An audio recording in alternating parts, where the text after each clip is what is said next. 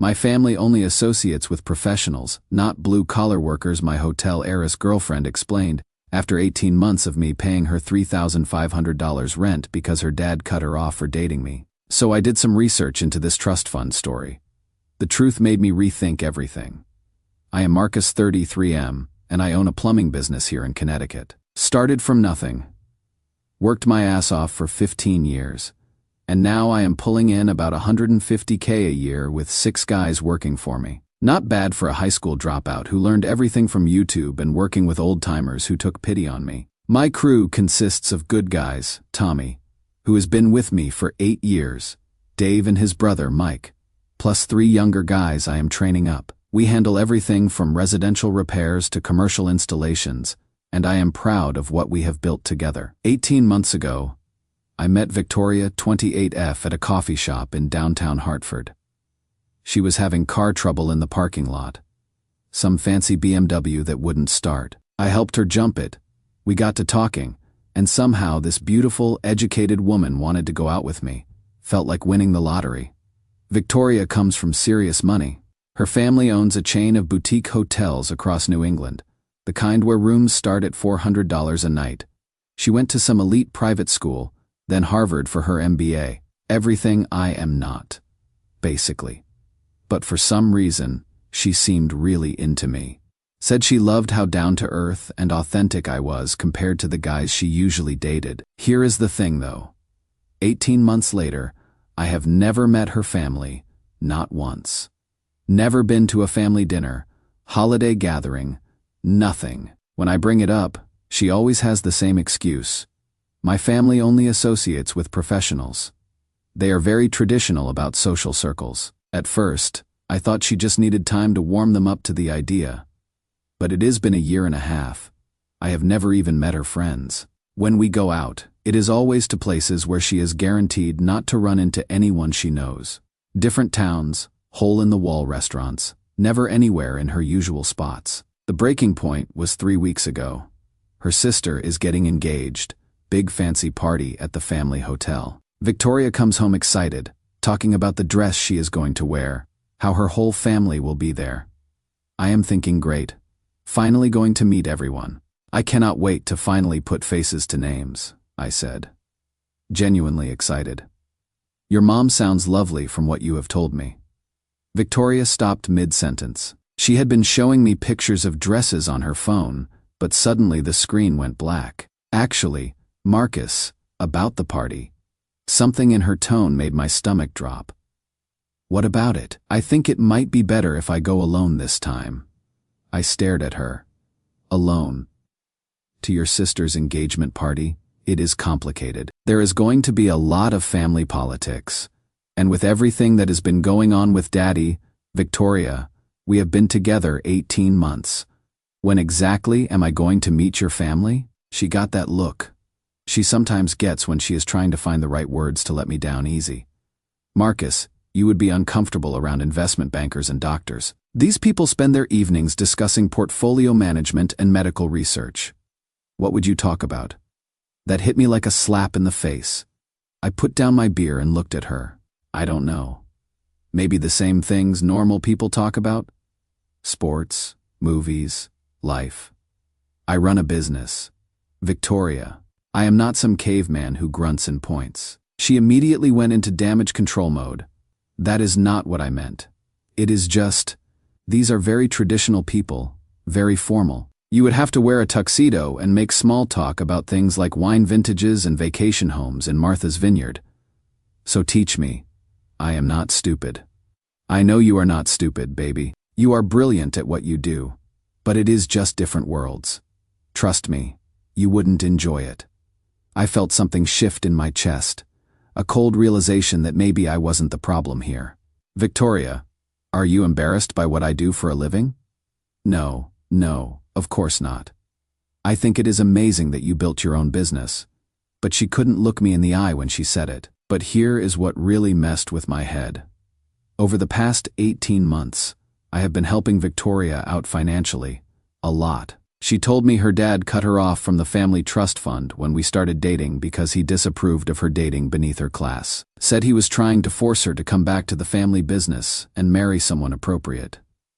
The conversation happened about 3 months into dating. We were having dinner at this nice Italian place, and Victoria got quiet when the check came. She kept staring at her credit card like it might bite her. "Everything okay?" I asked. "I am just stressed about money," she said, tears forming in her eyes.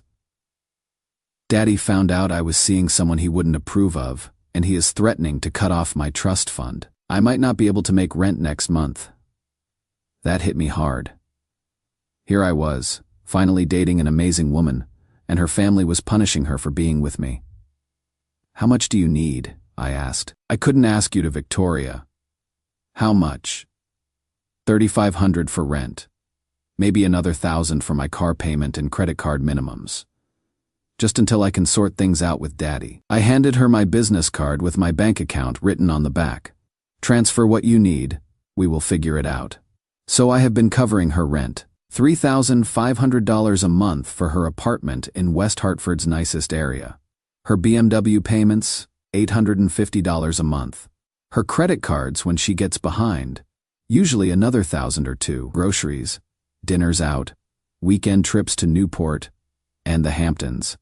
She always says it is temporary, just until her next trust fund distribution comes through, or until she can fix things with Daddy. The list grew longer each month. Phone bill because hers got shut off.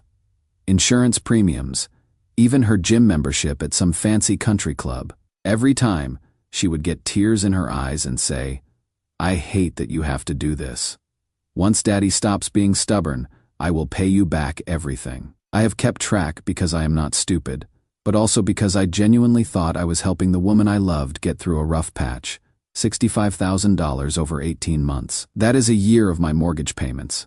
Money I have been happy to spend because I love this woman and I want to take care of her. But sitting there listening to her explain why I am not good enough to meet her family, something clicked. I am good enough to pay her bills, but not good enough to be seen with her publicly. "Victoria, let me get this straight.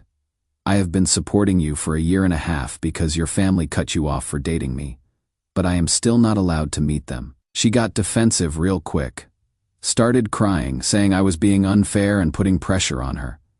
That her family situation was complicated, and I just didn't understand the pressure she was under. Then she dropped the real bomb. Her sister's engagement party is next weekend, but the weekend after that, the family is going skiing in Aspen.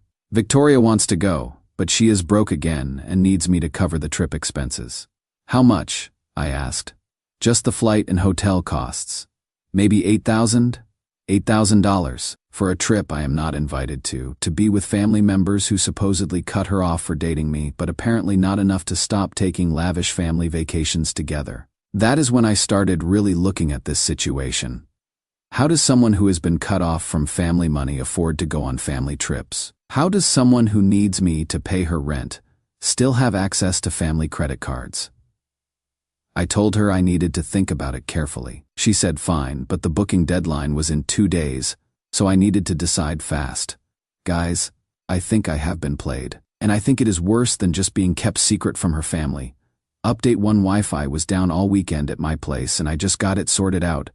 Holy shit, you guys were right about everything. So after posting here and reading all your comments telling me to wake up, I decided to do some digging. Started small. Just wanted to understand how her finances actually worked, if her family had really cut her off. Got my answer completely by accident. Victoria's credit card statement got delivered to my house instead of hers, probably because I have been paying that card for 6 months, and they mixed up the addresses. I wasn't going to open it, but then I saw the amount due, $47,000. $47,000 on a card I thought I was helping her stay current on. I opened it. I know.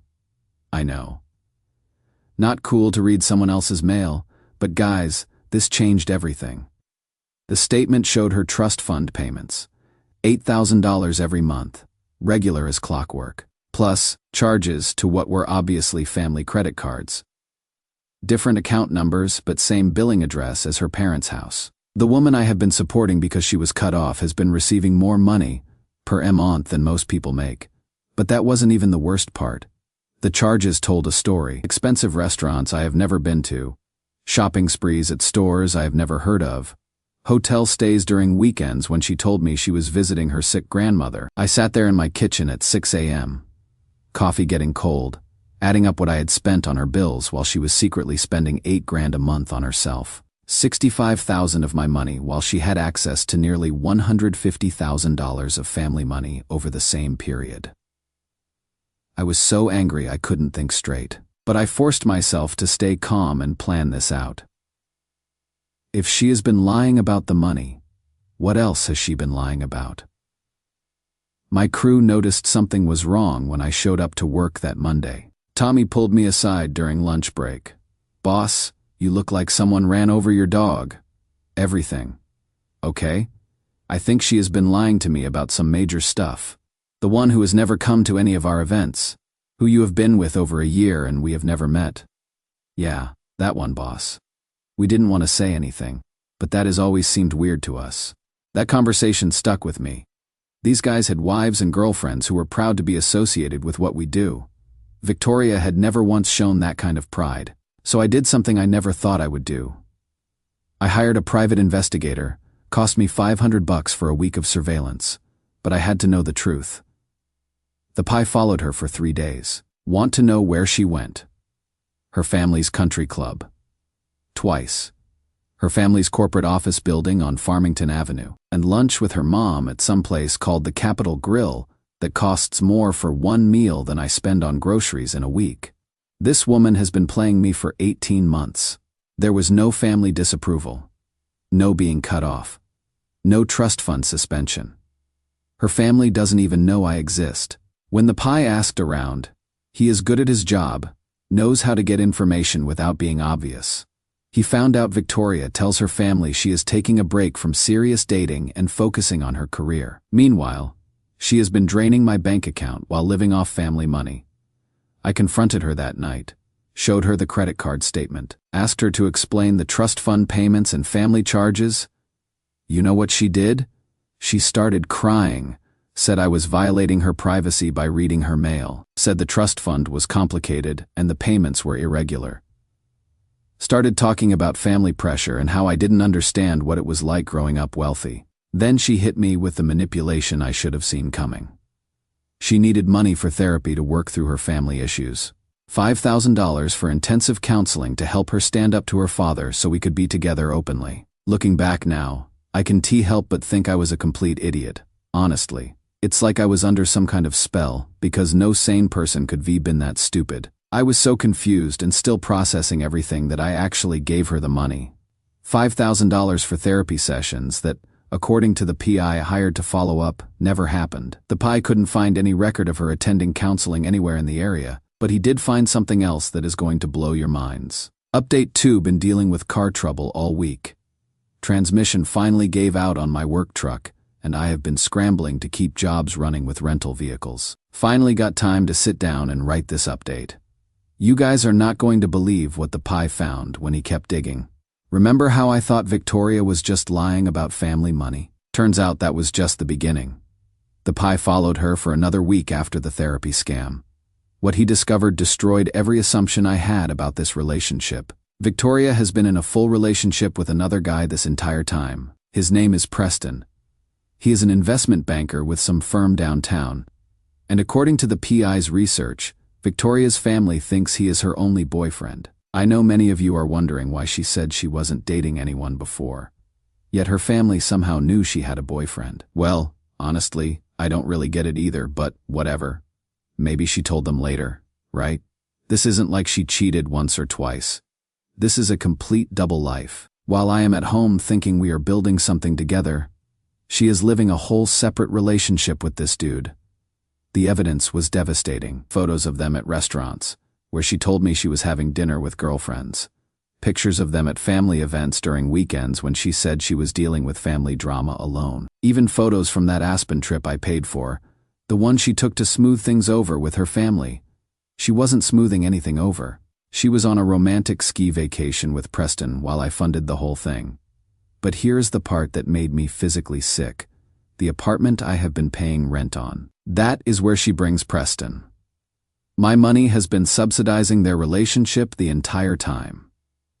The Pi got screenshots of Preston's social media. This guy has been posting photos of their relationship for months. Fancy dinners, weekend, getaways, couple selfies, all the relationship stuff she tells me she is not ready for because of family pressure. She is not on his social media because she has blocked me from seeing it. When the Pi dug deeper into Preston's background, he found connections to Victoria's family business. Turns out, Preston works for an investment firm that handles some of the family hotel portfolio. This isn't just some random guy. He is exactly the kind of man her family wants her with. The worst part. Preston's friends know about me. The Pi overheard them at a bar joking about the plumber who pays for everything, while Preston gets all the benefits. They think it is hilarious that some blue-collar guy is bankrolling their friend's relationship. I spent 2 weeks processing this before I could even figure out how to confront her. Every memory from the past 18 months was tainted. Every I love you, every future plan we made, every time she said her family would come around eventually, all lies. When I finally confronted her with the photos, her reaction told me everything. No shock, no denial, just immediate damage control. She tried to convince me that Preston was just a friend and the photos were taken out of context. But when I showed her the photos from Aspen, photos of them in ski gear, holding hands, kissing on a mountain, she finally broke down and admitted it. "It is not what you think," she said through tears. "Then explain it to me. Preston and I, we have history. Our families expect us to end up together. How long have you been seeing him while dating me?" "The whole time," she whispered. "She has been planning to dump me as soon as Preston proposes. I was never her boyfriend. I was her financial backup plan while she pursued her real relationship." She actually said those words. "You were supposed to be temporary until Preston was ready to commit." 18 months, $65,000. All so I could be this woman's secret ATM while she played house with an investment banker. But here is where the story gets interesting. Victoria's sister's wedding is next month at the family hotel. The same event I wasn't good enough to attend. I have been putting together a plan that is going to make her very, very sorry she ever decided to play games with me. You guys want to know what happens when you mess with someone who built a business from nothing. You are about to find out. Final update had to wait until after everything went down to post this update. Didn't want to risk Victoria seeing it beforehand and warning her family. So her sister's wedding was last Saturday at the family's flagship hotel in downtown Hartford. Beautiful venue. Probably cost more than I make in 6 months. Victoria posted pictures on social media, the ones I wasn't blocked from seeing, showing off her bridesmaid dress and talking about family celebration. Here is what she didn't know. I had spent the past month preparing for this day. First, I contacted the wedding photographer, told him I was a family friend who had been asked to deliver some surprise photos for the reception slideshow. Cost me $200 to get the guest list and seating chart. Then I put together evidence packets, everything the Pi had gathered, financial records showing the trust fund payments, photos of Victoria and Preston together, timeline of her lies, even screenshots of Preston's friends joking about me. 25 packets total. One for every major family member and family friend. Saturday morning, I put on my best suit, the one I wore to my cousin's wedding last year, and drove to the hotel. Walked in like I belonged there. Found Victoria's father during the cocktail hour, and introduced myself as Marcus, Victoria's boyfriend of 18 months. You should have seen his face. Complete confusion. "I am sorry, but Victoria isn't seeing anyone right now." Probably a lie. That is when I handed him the evidence packet. "Sir, I think there are some things about your daughter you should know." I watched this man's face change as he flipped through photos of Victoria and Preston, bank statements showing my payments for her expenses, and documentation of the lies she had been telling both families. "Where did you get this?" From 18 months of being lied to and $65,000 of wondering why I wasn't good enough to meet you. He called Victoria over. The look on her face when she saw me standing there with her father will haunt her forever. Pure terror. She tried to play it off, started introducing me as a friend from work, but her dad cut her off. "Victoria, is this the man who has been paying your rent while you have been dating Preston?" The color drained from her face. She looked around the reception, probably calculating how many people could hear this conversation, then tried to pull her father aside. "Daddy, let's talk about this privately." "No," he said firmly. "We are going to discuss this right here. Have you been lying to this man about our family cutting you off?" Victoria's mother appeared, sensing drama. "What is going on? Who is this?" "This is Marcus," Victoria's father said, holding up the evidence packet. "Victoria's boyfriend. The one who has been financially supporting her while she has been dating Preston." Victoria's mother looked like she had been slapped. "What boyfriend? Victoria, what is he talking about?" But it was too late. I had already started distributing the other evidence packets to key family members and friends. Victoria's aunts and uncles, family friends, who run in the same social circles, even some of the other bridesmaids. Within 30 minutes, everyone at that wedding knew exactly what Victoria had been doing. The fallout was immediate and brutal. Preston showed up as Victoria's date. The nerve of this guy, saw the chaos, read one of the evidence packets someone handed him, and immediately left. Didn't even say goodbye to Victoria, just grabbed his coat and walked out. I watched him go and felt this surge of satisfaction. All his jokes about the plumber who pays for everything weren't so funny when the plumber showed up with receipts. Victoria's sister was in tears. Not from joy, but because her wedding reception had turned into a family scandal. She pulled Victoria aside and I could hear her angry whispers about ruining my wedding and humiliating the family. Victoria's mother was mortified about the social embarrassment. She kept apologizing to guests, trying to do damage control, but there was no putting that cat back in the bag. Her father was furious about the damage to the family reputation. The hotel business depends on trust and reputation, and here his daughter had been revealed as someone who lies and manipulates for money. But the best part was watching Victoria try to explain herself to a room full of people who now knew she had been living a double life. Every relationship in that room, family, friends, social connections, was looking at her with disgust and disappointment. "It is not what it looks like," she kept saying. "But how do you explain away 18 months of documented lies?" I didn't stick around for the whole meltdown. I had said what I came to say. I left the hotel, drove home, and waited. The consequences started rolling in immediately. Victoria's father cut her off from the trust fund. For real this time. Not because she was dating me, but because she had proven herself untrustworthy with money and relationships. Preston, worried about his reputation and business connections with the family, started dating someone else within 2 weeks. Apparently his firm handles millions in hotel investments, and being associated with this scandal wasn't good for business. Victoria's social circle, embarrassed by the association, began freezing her out. These people value reputation above everything, and Victoria had just proven she was willing to lie to anyone about anything. 3 months later, Victoria had to get her first real job ever. No experience, no references except family connections that were now damaged. She ended up working minimum wage retail, trying to figure out how to support herself for the first time in her life. 6 months later, she got evicted from that apartment I used to pay for and had to move back in with her parents. But the best karma of all came 8 months after the wedding. Victoria's father hired my plumbing company for a major renovation project at their flagship hotel. Guess who had to coordinate with contractors and serve coffee during business meetings?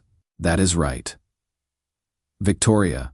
The first meeting was incredible. I walked into the hotel conference room in my work clothes, carrying blueprints and project folders. Victoria was there with a coffee service, wearing a cheap business suit. "Good morning, Mr. Marcus," she said formally, not making eye contact.